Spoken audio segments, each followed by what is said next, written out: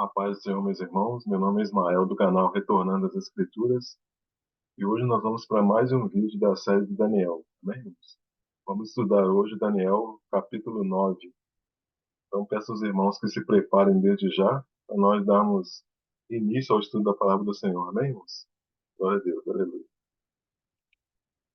Então, irmãos, Daniel, capítulo 9, né? Vamos iniciar aqui com o versículo 1. Daniel 9:1 diz o seguinte: No ano primeiro de Dario, filho de Assuero, da linhagem dos Medos, o qual foi constituído rei sobre o reino dos caldeus. Então, irmãos, Daniel aqui, né, a idade aproximada dele é de 84 anos. Em Daniel 9, nós temos um período histórico e outro período profético. O histórico, ele fala da profecia de Jeremias sobre os 70 anos de cativeiro que estava terminando. E o profético fala dos 70 anos se referindo ao plano profético de Deus para o futuro. Então, nessa visão profética, o anjo Gabriel ele veio para ajudar Daniel a entender esse plano. Este nome Assuero ele não é o mesmo Assuero citado lá em Esther, capítulo 1, versículo 1. Né? O Assuero de Esther é o Assuero Xerxes, né? O Xerxes de Esther, que ele reinou de 480 a 465 a.C.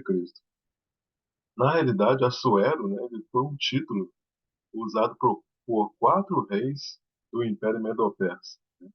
E o Império Medo-Persa ele reinou de 539 a 330 a.C. Então, irmãos, nós estamos aqui no primeiro ano de Dario, né, o Medo. Ele iniciou no ano de 539 a.C. Né? Então, segundo a história, quem se apoderou do reino da Babilônia foi Ciro. Né? Foi Ciro que entrou na Babilônia durante o banquete dado por Belsazar. Mas Daniel ele faz menção de Dario. Né? Dario Medo ele ocupou o reino sendo da idade de 62 anos.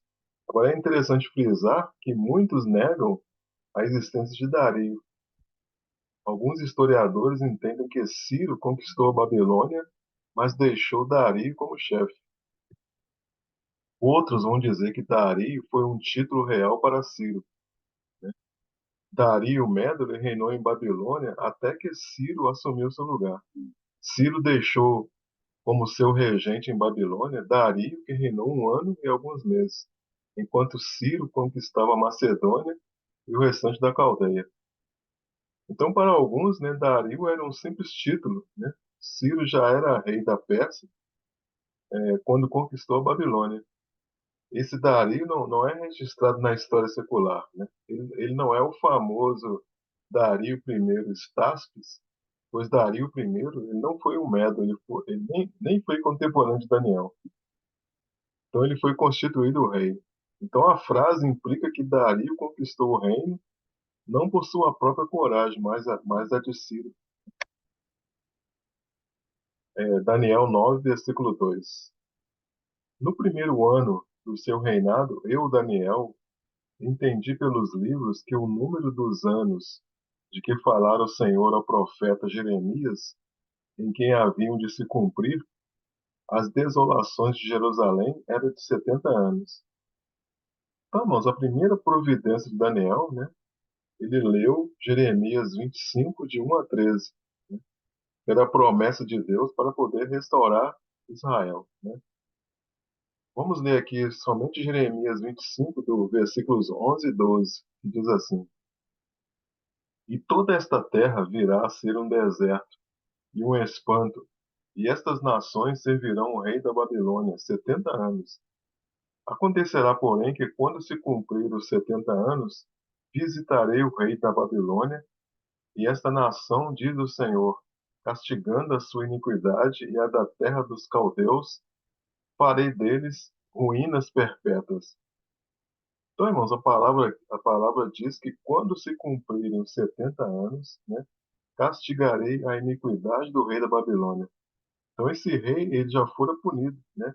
Nós vimos isso no capítulo 5. Por isso que Daniel sabia que já era o momento das assolações de Jerusalém terem um fim. Então Daniel ele consultou as escrituras, ou melhor, os rolos, né, de Jeremias, e Daniel aguardava um cumprimento literal da profecia de Jeremias. Só que esses 70 anos ele tem relação com a visão das 70 semanas, que nós vamos ver a partir do versículo 24. Esses 70 anos de cativeiro é sombra das 70 semanas, que é a realidade.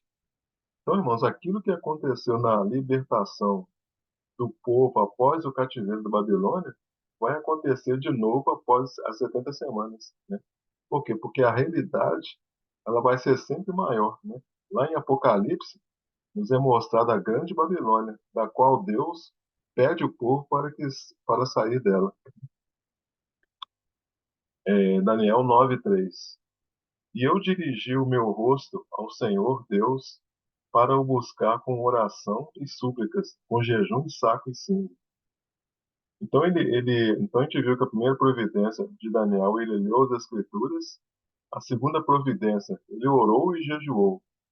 Então nós vemos aqui que é um exemplo de oração intercessória, né? É um exemplo de oração intercessória na Bíblia, né? Uma prática meio esquecida, né, nos dias atuais, que é uma súplica em favor de outra pessoa ou pessoas, né, que necessitam da intervenção divina. Então Daniel ele ora em favor da restauração de Jerusalém e de todo o povo de Israel. Versículo 4.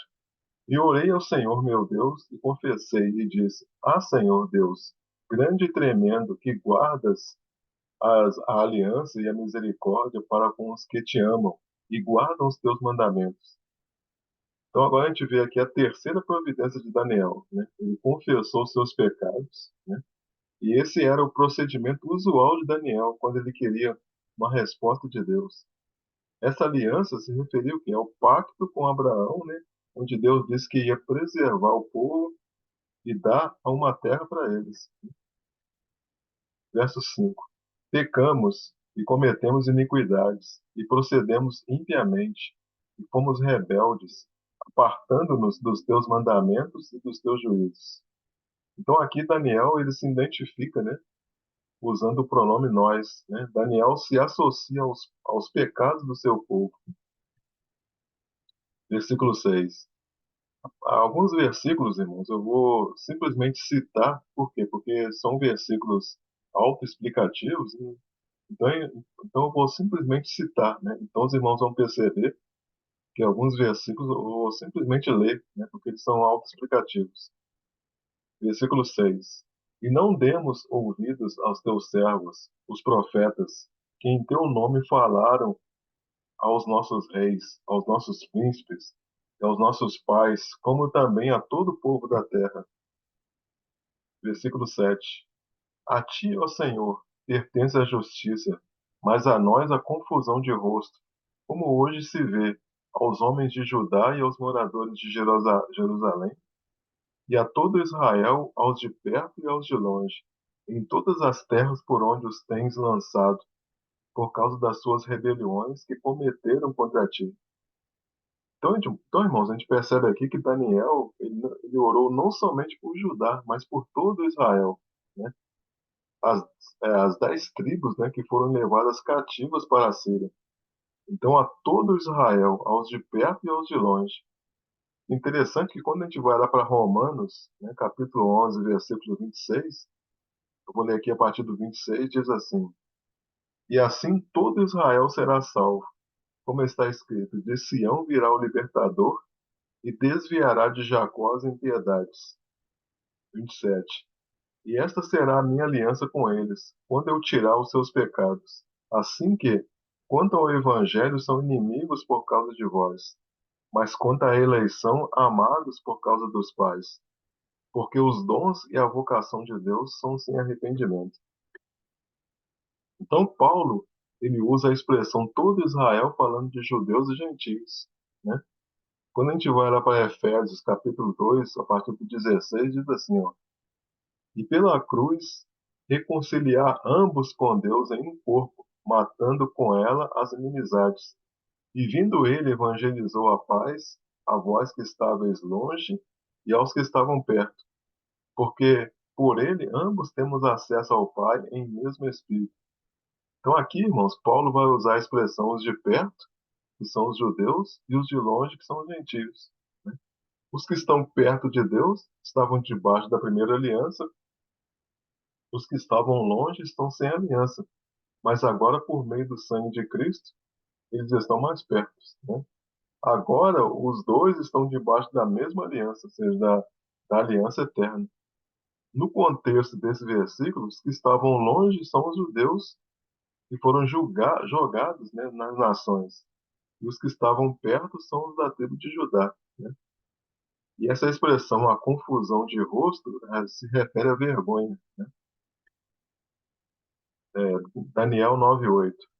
Ó Senhor, a nós pertence a confusão de rosto, aos nossos reis, aos nossos príncipes e os nossos pais, porque pecamos contra ti.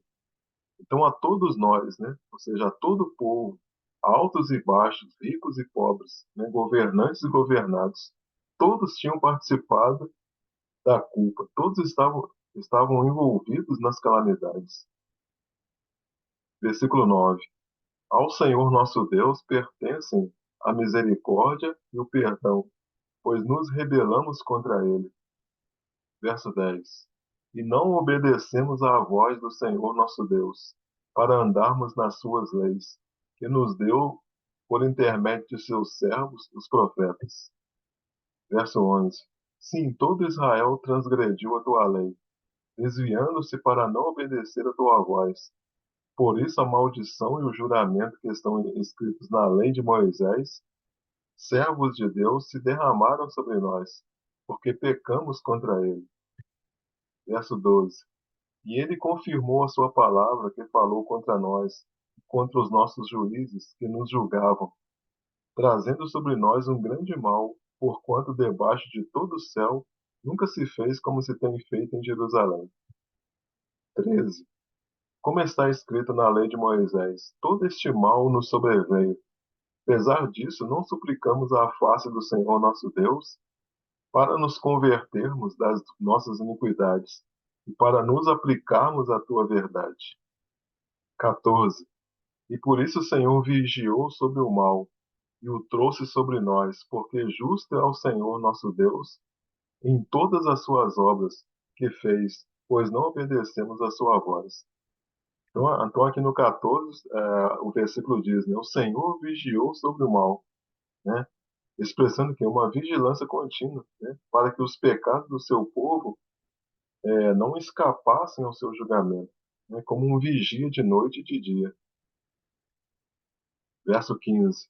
Agora, pois, ó Senhor nosso Deus, que tiraste o teu povo da terra do Egito com mão poderosa e ganhaste para ti nome, como hoje se vê, temos pecado, temos procedido impiamente.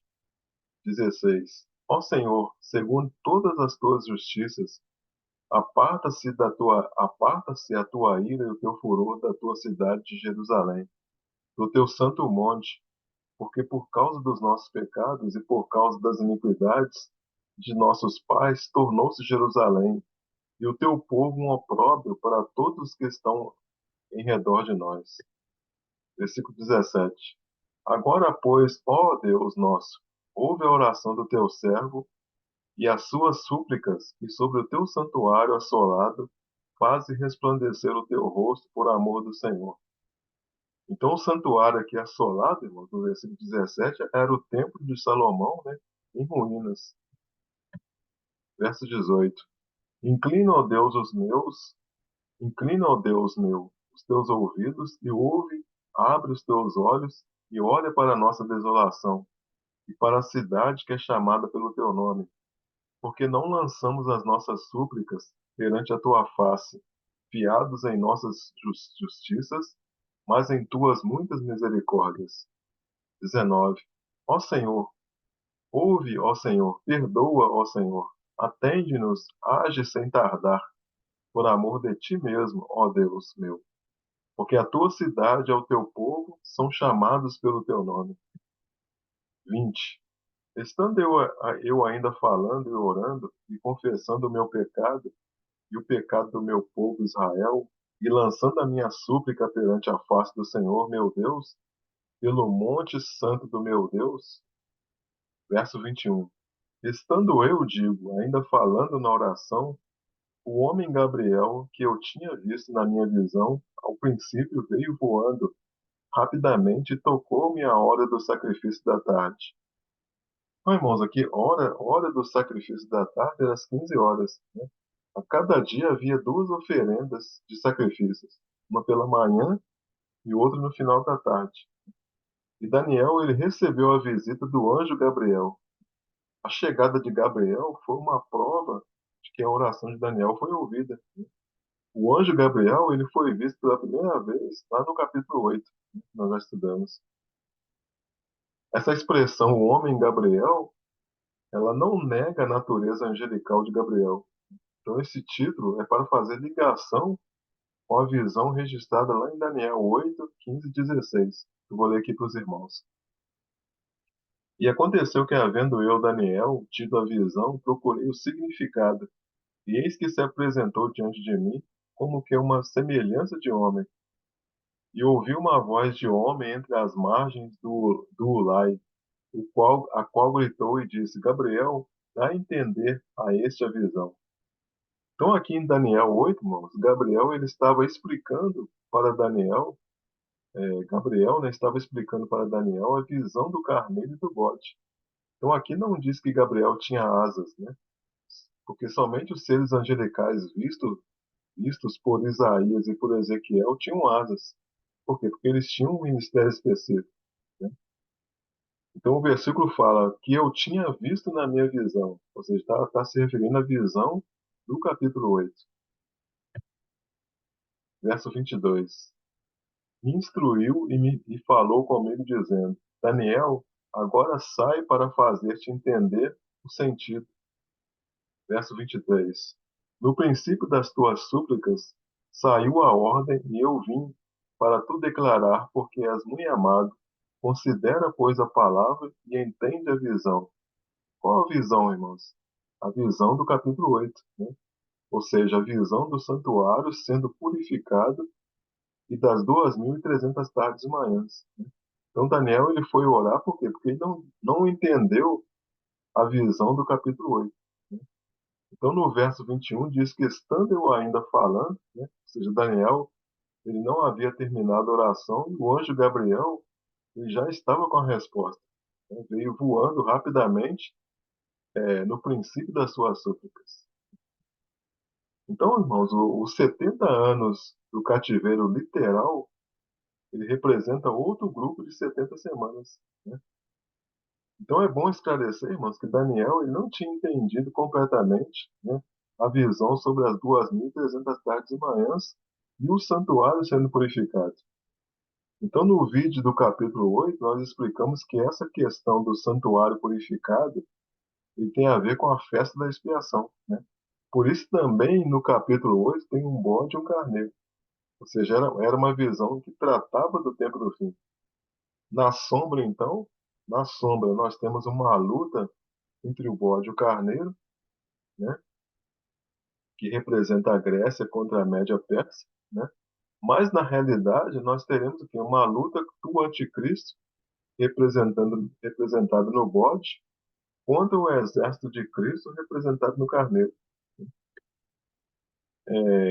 Daniel 8:27 diz assim, ó, e eu, Daniel, enfraqueci e estive enfermo alguns dias. Então levantei-me e tratei do negócio do rei. E espantei-me acerca da visão, e não havia quem a entendesse. Então a oração de Daniel 9 foi para que houvesse uma explicação sobre o que ele não estava entendendo. Então no capítulo 9 o anjo ele não dá uma explicação clara sobre as 2.300 tardes e manhãs. Né?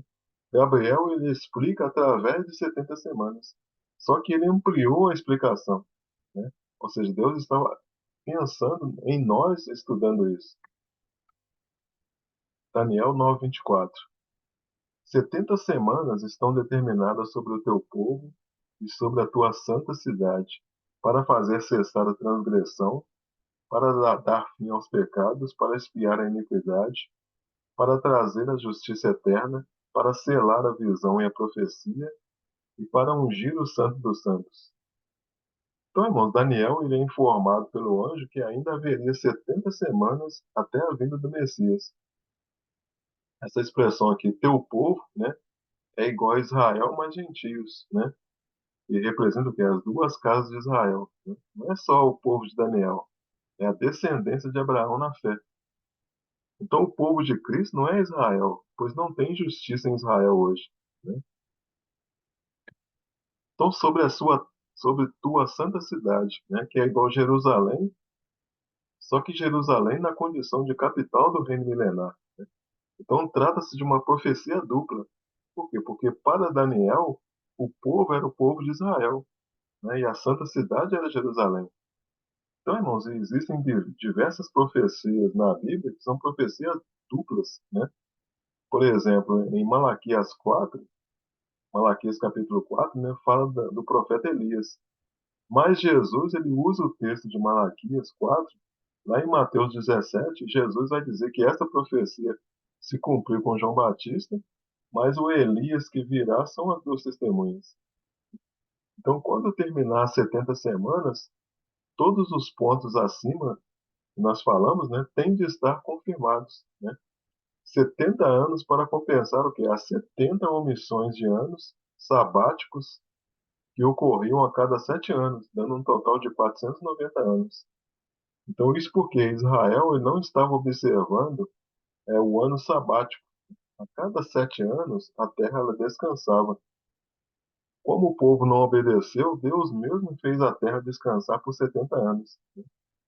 Aqui em 2 Crônicas, capítulo 36, 20 e 21, diz assim, ó, e os que escaparam da espada levou para a Babilônia e fizeram-se servos dele e de seus filhos até o tempo do reino da Pérsia, para que se cumprisse a palavra do Senhor pela boca de Jeremias, até que a terra se agradasse dos seus sábados. Todos os dias da assolação repousou, até que os 70 anos se cumpriram. Então, irmão, são 70 semanas até a vinda do Messias. Por isso, irmão, que Deus não extinguiu os judeus, né? Deus os fez voltar do cativeiro para que a genealogia ela fosse conservada e todos pudessem o quê? Reconhecer o Messias, né? Então, essas 70 semanas,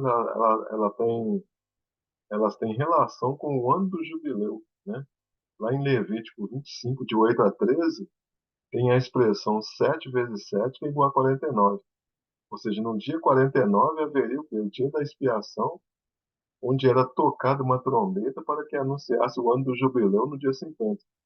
Então, a sombra é 49, que é igual a 7 vezes 7, e a realidade, o que é 490, que é igual a 70 vezes 7, né? Onde no final das 70 semanas também haveria expiação, né? Lá em Levítico 25, versículo 8, diz assim, ó, também contará 7 semanas de anos, 7 vezes 7 anos, de maneira que os dias das 7 semanas de anos te serão 49 anos. Ou seja, é o 7 vezes 7, né? Versículo 9. Então, no mês sétimo, aos 10 do mês, farás passar a trombeta do jubileu. No dia da expiação, fareis passar a trombeta por toda a vossa terra. Né? Então, aqui está falando do mês 7 e no dia 10, que é igual. Então, 7 vezes 10, 70. Né? E esse número 70 está associado com 49. Versículo 10, Levítico 25, 10. Né?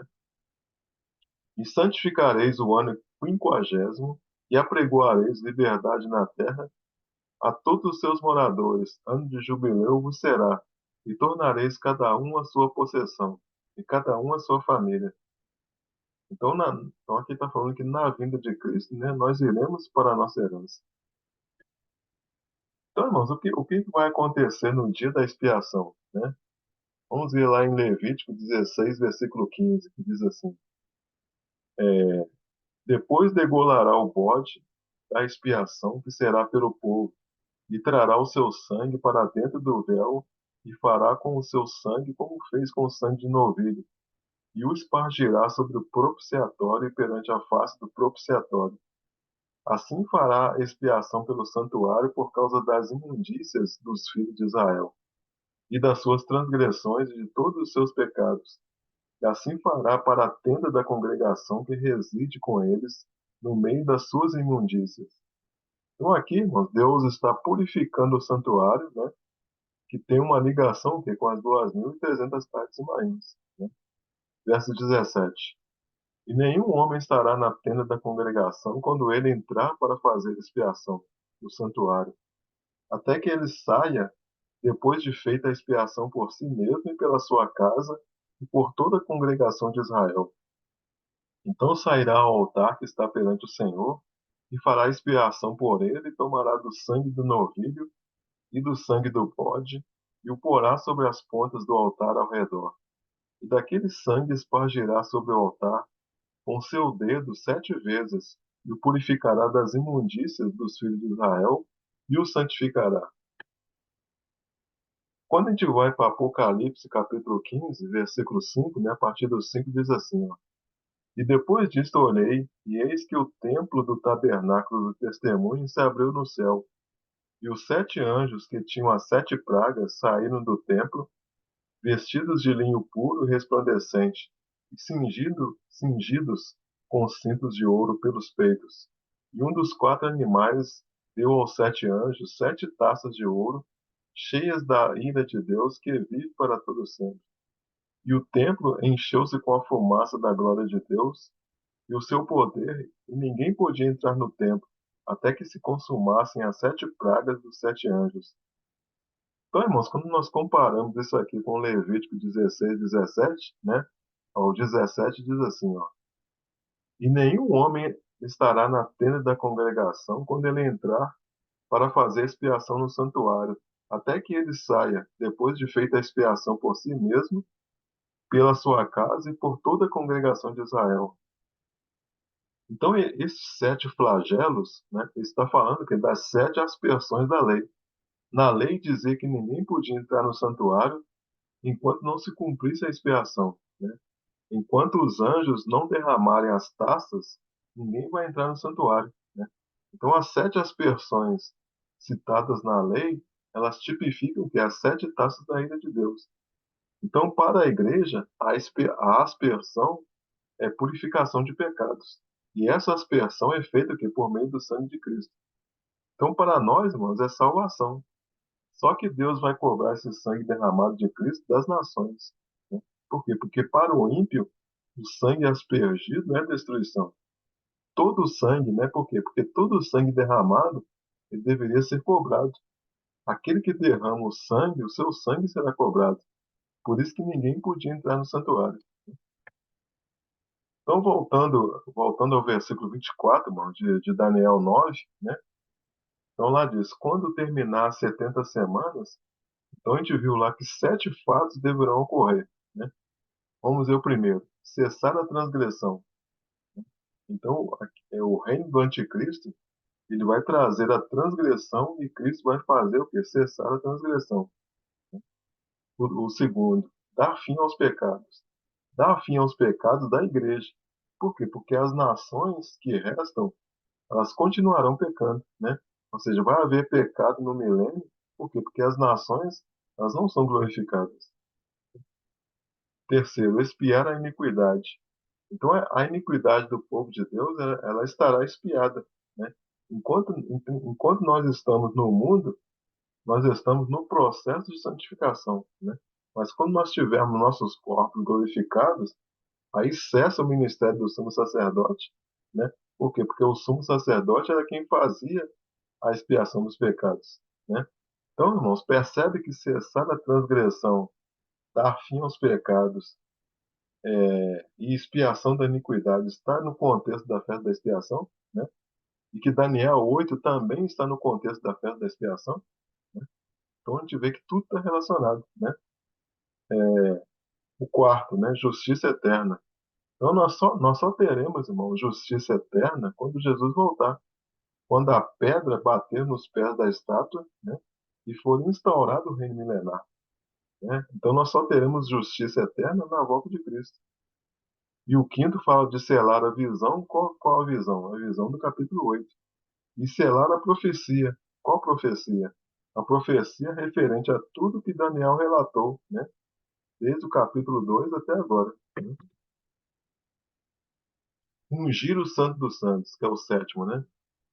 Então aqui, irmãos, não está falando do templo, né, que Neemias edificou, né? O templo de Neemias ele está sendo usado aqui como pano de fundo para o verdadeiro templo de Deus que somos nós, né? Então está falando que Cristo ele vai ungir o Santo dos Santos e purificá-lo com seu sangue, né? Então esta unção do Santo dos Santos, para compreendermos melhor, nós temos que olhar para as festas, né?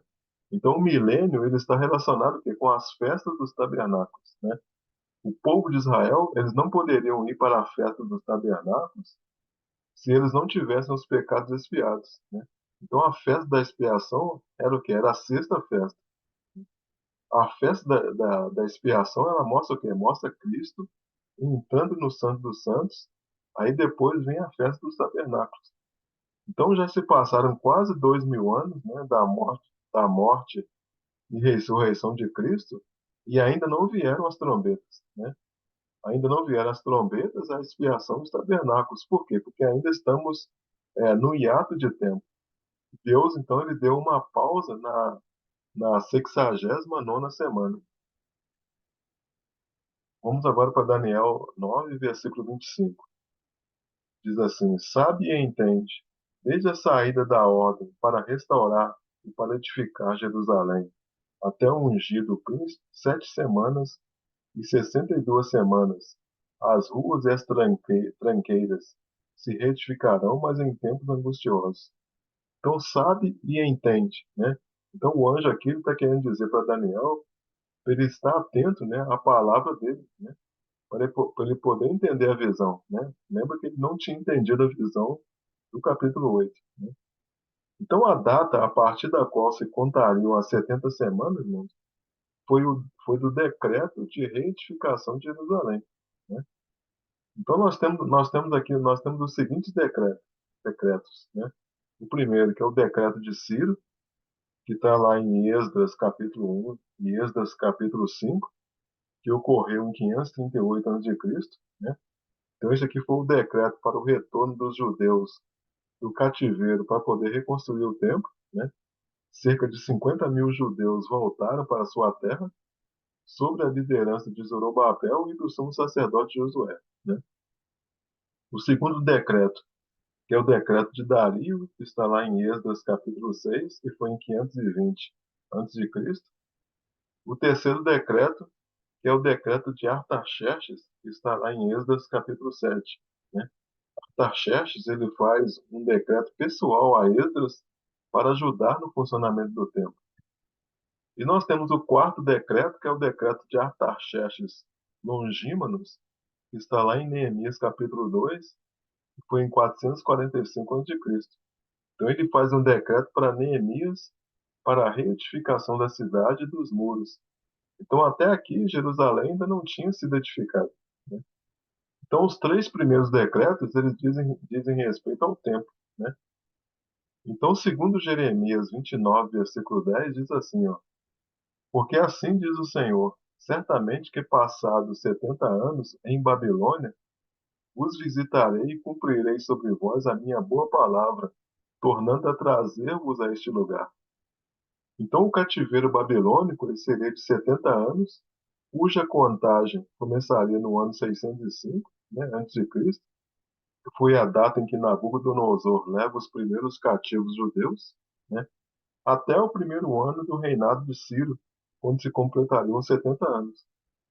Então a gente sabe que na segunda invasão a Judá, né, Nabucodonosor, ele leva o rei Joaquim e o profeta Ezequiel.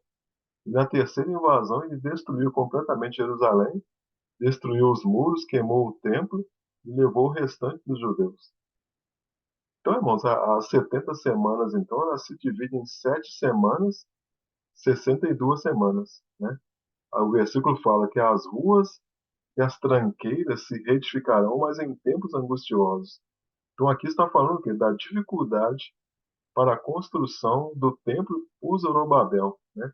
Então, para estes tempos angustiosos, Deus então ele levanta dois profetas, né? Ageu e Zacarias. Então, o primeiro grupo, irmãos, as 7 semanas ou 49 anos. iniciou da data em que Judá foi para o cativeiro, né, até a queda e a tomada de Babilônia pelo rei Ciro, né? Então, 7 semanas, que é igual a 49 anos, né? Que vai do ano 445 a.C. até o ano 396. Então, segundo a maioria dos estudiosos, irmãos, a data mais correta para o início da contagem das 70 semanas é o decreto do rei Artaxerxes Longímanos, né? Que está em Neemias, aliás, capítulo 2, do 7 ao 8. Então iniciou o quê? Com a saída da ordem para restaurar e edificar Jerusalém. E termina com a ordem para a reedificação dos muros, né? Lá em Levítico 25:8, né, que eu vou repetir, que eu já tinha lido, né? Também contará 7 semanas de anos, 7 vezes 7 anos, de maneira que os dias das 7 semanas de anos te serão 49 anos. Então, Levítico, né, ele fala em 7 semanas de anos, cada dia da semana representa um ano, né? Assim, os 7 dias da semana equivalem a 7 anos. Agora vem o segundo grupo de semanas, né, que são as 62 semanas ou 434 anos. Iniciou a partir da ordem de Ciro, né, no seu primeiro reinado, com a assinatura do decreto. Então, 62 semanas, que é igual a 434 anos, ele vai da reconstrução do muro em 396 até o ano 36 depois de Cristo, né? Então, da reconstrução do muro em 396 antes de Cristo até o ano 33 depois de Cristo, que culmina, né, com a morte do Messias, né? Então, esse versículo 25, ele nos apresenta apenas um contexto histórico. Agora, Daniel 9:26. Depois das 62 semanas será morto ou ungido e não estará. E o povo de um príncipe que há de vir destruirá a cidade e o santuário, e o seu fim será um dilúvio. Até o fim haverá guerra e desolações são determinadas. Então nós sabemos, irmãos, que Jerusalém ela foi destruída no ano 70 depois de Cristo. E Israel só recuperou Jerusalém em 1967, né, com a Guerra dos 6 Dias. Então aqui o versículo fala: será morto um ungido e já não estará. Está falando que ele vai ressuscitar, né? E aqui mostra que a primeira vinda de Cristo após a 69ª semana, ou seja, depois da 69ª semana ele seria morto e não acharia, né, lugar para ele. Então, irmãos, alguns estudiosos vão dizer que Cristo morreu na semana 69 e outros vão dizer que após a semana 69, né? O versículo fala que até o fim haverá guerras, desolações são determinadas. Então ele está falando aqui, irmãos, está falando do hiato de tempo. Então a partir da ressurreição de Cristo começa o hiato de tempo. Então a partir daqui a profecia ela passa a ser futura. Não tem como a gente analisar sob o ponto de vista histórico, né?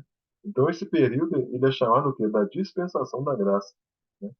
Lá em Colossenses 1, versículo 26 diz assim: o mistério que esteve oculto desde todos os séculos e em todas as gerações, e o que agora foi manifesto aos seus santos. Então, o mistério que esteve oculto desde todos os séculos está se referindo aqui, está se referindo à igreja, né? Outro nome dado para esse período de ato de tempo é a plenitude dos gentios, que é o trabalho de Deus entre os gentios para que a promessa de Deus relativa a Abraão se cumpra. Então, irmãos, por que que diz que o seu fim será um dilúvio? Por quê, né? Porque Jesus, ele disse que na sua vinda seria como no dia de Noé, né? Então o anticristo ele vai ter o fim como no dia do dilúvio, né? Então a partir da expressão e o povo do príncipe que há de vir, a profecia então é dupla, né? Então nós vamos ter aqui duas interpretações, né?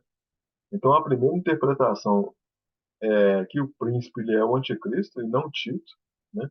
O santuário, que é o santuário de Cristo, que é a igreja.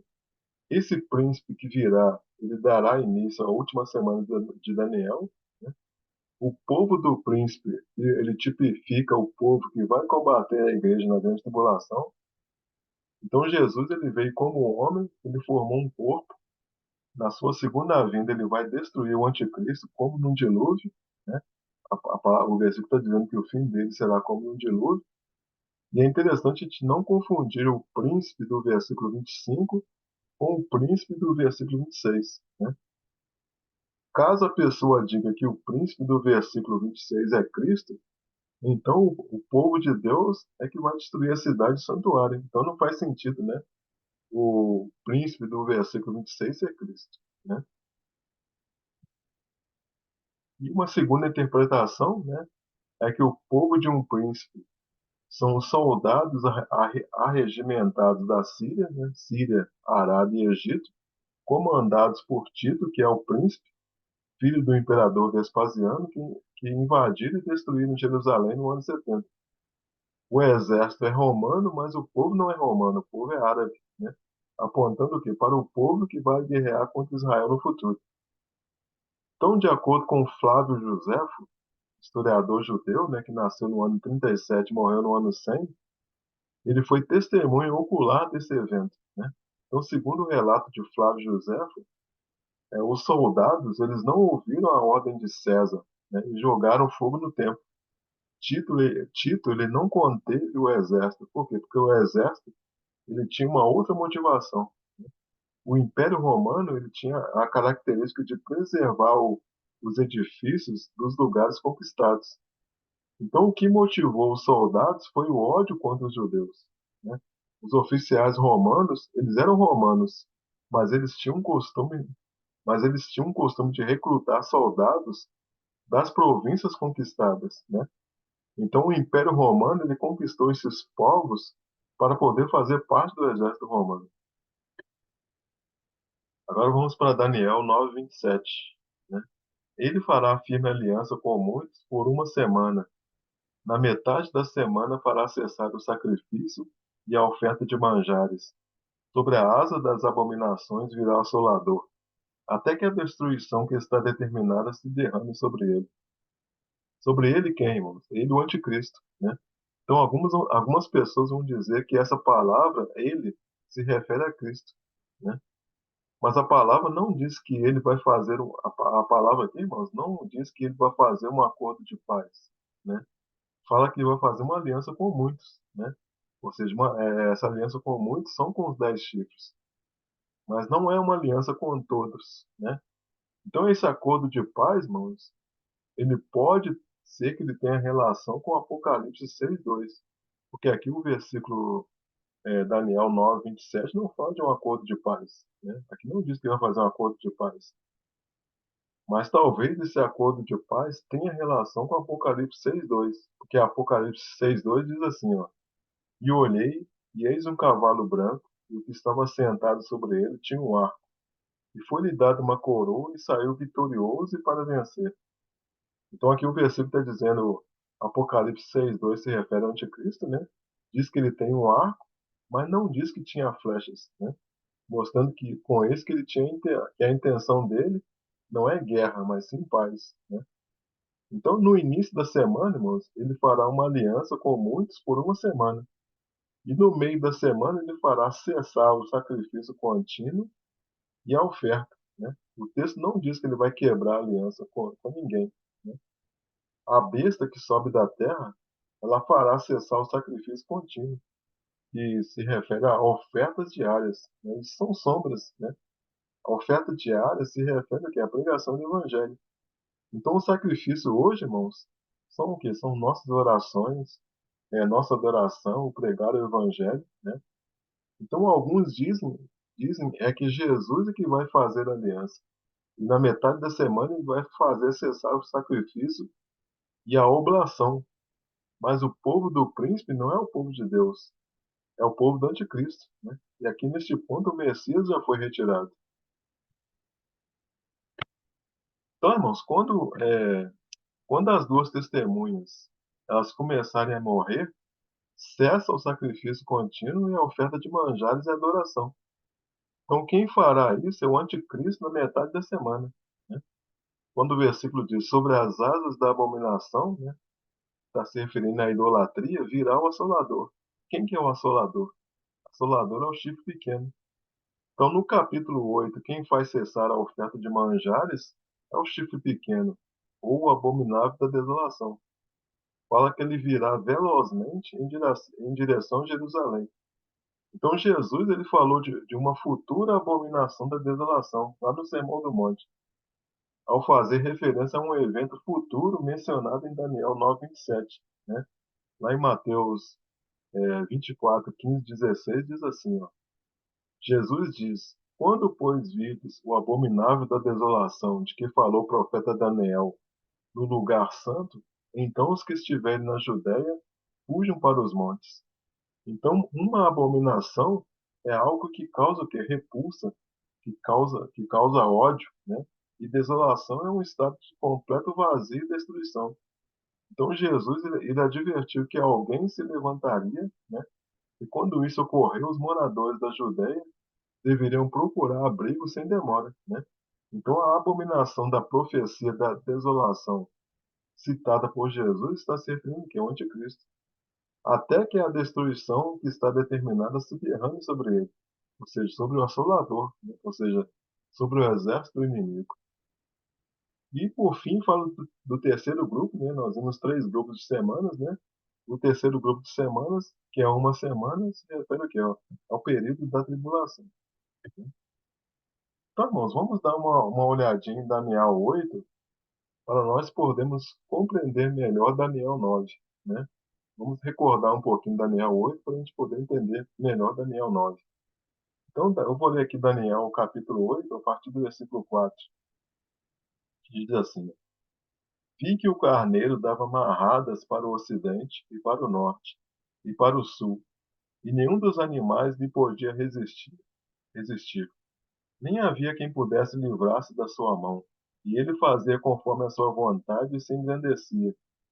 E estando eu considerando, eis que um bode vinha do ocidente sobre toda a terra, mas sem tocar no chão. E aquele bode tinha um chifre insigne entre os olhos. E dirigiu-se ao carneiro que tinha os 2 chifres, ao qual eu tinha visto em pé diante do rio, e correu contra ele no ímpeto da sua força. E viu chegar perto do carneiro, enfurecido contra ele, e ferindo, quebrou-lhe os 2 chifres, pois não havia força no carneiro para lhe resistir. E o bode lançou por terra e o pisou aos pés. Não houve quem pudesse livrar o carneiro da sua mão. E o bode se engrandeceu sobremaneira, mas estando na sua maior força, aquele grande chifre foi quebrado, e no seu lugar subiram outros 4, também insígnios, para os 4 ventos do céu. E de um deles, versículo 9, e de um deles saiu um chifre muito pequeno, o qual cresceu muito para o sul e para o oriente e para a terra formosa. E se engrandeceu até contra o exército do céu, e alguns do exército e das estrelas lançou por terra e os pisou. E se engrandeceu até contra o príncipe do exército, e por ele foi tirado o sacrifício contínuo, e o lugar do seu santuário foi lançado por terra. E um exército foi dado contra o sacrifício contínuo por causa da transgressão, e lançou a verdade por terra, e o fez e o prosperou. Depois ouvi um santo que falava, e eu disse, outro santo àquele que falava: Até quando durará a visão do sacrifício contínuo e da transgressão assoladora para que sejam entregues o santuário e o exército, a fim de serem pisados? E ele me disse: Até 2300 tardes e manhãs, e o santuário será purificado. Então, irmãos, nós vemos aqui então que o carneiro é a Pérsia, né? E o bode é a Grécia. Houve guerra entre eles, e o bode saiu vencedor. Então, no contexto histórico, este bode tratava-se de quem? De Alexandre o Grande. E os 4 chifres notáveis se referem a quê? Se referem aos 4 generais de Alexandre. O bode e o carneiro são 2 animais que fazem parte da festa da expiação. Então, Daniel 8, irmãos, ele nos traz a revelação do dia da expiação. O dia da expiação representa o quê? Cristo entrando no Santo do Santo Celestial e Cristo saindo do Santo do Santo Celestial. Esse chifre pequeno, no versículo 9, ele vai aparecer também em Daniel 7, né?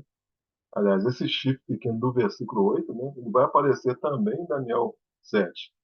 Esse chifre pequeno de Daniel 8, ele se trata historicamente de Antíoco Epifanes, mais profeticamente do anticristo. No versículo 11 diz que ele vai tirar o sacrifício contínuo e vai lançar o santuário por terra. E o versículo 10 faz uma alusão à perseguição aos santos, que são as estrelas dos céus, né, que é o povo de Deus. Então, irmãos, no versículo 11, esse príncipe do exército está falando que daquele homem que apareceu para Josué, né? Josué disse, Josué disse para eles o seguinte: Você é dos nossos ou é do inimigo? E o anjo respondeu: Eu sou o príncipe do exército do Senhor. Né? Então, aqui no versículo 11 está dizendo que o sacrifício era dedicado a ele. No versículo 14, fala de um santuário sendo purificado, ou seja, faz alusão que é o dia da expiação. Durante todo o ano, o povo ia transgredindo a lei de Deus, né? Deus então lhe considerava o tabernáculo impuro e uma vez por ano o sumo sacerdote ele entrava no Santo dos Santos e fazia a purificação dos pecados e do santuário. Quando ele saía do Santo dos Santos, ele saía com o pecado do povo expiado. Então o santuário purificado ele tem ligação com o dia da expiação. E esse santuário não é um santuário no céu. Está falando de nós, né, da nossa carne que será purificada. Então, irmãos, Daniel 9, ele fala do dia da expiação e Daniel 8 também, né? Então, no livro de Daniel, irmãos, é preciso que você olhe para o passado para poder enxergar o futuro. Então, tem pessoas que só olham para o passado e aí eles não conseguem entender o que a profecia traz para nós, né? Então, aquilo que Antíoco Epifanes fez, o anticristo ele vai fazer também, né? Então, da mesma forma que a gente entende a pessoa de Cristo olhando para o passado, que é como é o caso de Davi, né, como é o caso de José, a gente também entende o anticristo olhando para trás. Lá em Daniel 8, 15, 16, diz assim, ó, E aconteceu que, havendo eu, Daniel, tido a visão, procurei o significado, e eis que se apresentou diante de mim como que uma semelhança de homem, e ouvi uma voz de homem entre as margens do Ulai, a qual gritou e disse, Gabriel, dá a entender a este a visão. Versículo 17. E veio perto de onde eu estava, e vindo ele, me amedrontei e caí sobre meu rosto. Mas ele me disse: Entende, filho do homem, porque esta visão acontecerá no fim do tempo. Então, irmão, está falando aqui de coisas do passado, mas a visão é para o tempo do fim, né? Ó, Daniel 8:18. E estando ele falando comigo, caí adormecido com o rosto em terra. Ele, porém, me tocou e me fez estar em pé e disse: Eis que te farei saber o que há de acontecer no último tempo da ira, por isso pertence ao tempo determinado do fim. Né? Então, o tempo do Império Persa e do Império Grego não era o último tempo. Né? O último tempo da ira está falando aqui das taças. Né? Daniel 8:20. Aquele carneiro que é visto com dois chifres, são os reis da Média e da Pérsia, mas o bode peludo é o rei da Grécia. E o grande chifre que tinha entre os olhos é o primeiro rei. Então, irmãos, na história você está vendo que a Grécia pelejar contra a Pérsia, né? Mas, sob o ponto de vista profético, nós vemos um bode, que é a Grécia, representando Esaú, que é o bode peludo, né? E desse bode vai surgir um chifre pequeno, e vai pelejar contra o cordeiro. Então, no contexto histórico, o Cordeiro é a Pérsia, mas a Pérsia ela vai ser o único desses reinos que vai libertar o povo de Deus da escravidão babilônica. Né? Então, o bode ele vai perseguir o carneiro, assim como o anticristo vai perseguir a Cristo. Então, o bode ele vai lançar por terra o exército das estrelas e tirar o sacrifício. E esse bode, então, ele está explicando Daniel, capítulo 9, versículo 27. Amém, irmãos? Então, aqui a gente encerra, né? A gente encerra o capítulo 9 de Daniel, né? Espero que os irmãos tenham compreendido, né? Caso os irmãos tenham alguma dúvida, né? Os irmãos já sabem, pode deixar aí nos comentários que a gente vai tentar ajudar. E se você gostou desse vídeo, peço que você deixe aí seu like, Se você ainda não é inscrito no canal, peço que você se inscreva no canal. Agradeço a você que assistiu o vídeo até o final, né? E aguarde aí, né, a postagem de mais estudos da Palavra do Senhor, né? E fiquem todos na graça e na paz de nosso Senhor e Salvador Jesus Cristo. Amém? Glória a Deus. Aleluia.